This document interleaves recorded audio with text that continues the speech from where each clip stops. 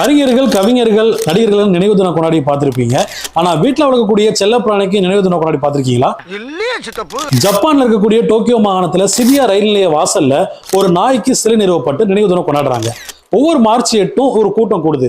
அது என்னன்னு பாத்தீங்கன்னா, ஹெச்சிகோ அப்படின்னு சொல்லக்கூடிய ஒரு நாய்க்கு தான் இந்த நினைவு தினம். இந்த நாயை ஜப்பான்ல இருக்கக்கூடிய ஒரு பேராசிரியர் வளர்த்து வராரு.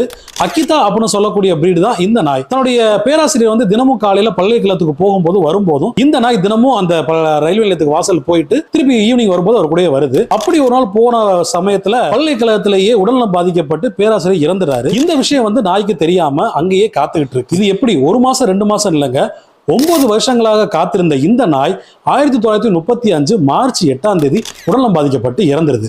இந்த விஷயம் கேள்விப்பட்ட பேராசிரியர் யூனோவுடைய சொந்தக்காரங்க அந்த நாயை தகனம் செஞ்சு அதோடைய சாம்பலை எடுத்து பேராசிரியரை புதைச்ச இடத்துல இது பண்ணிடுறாங்க.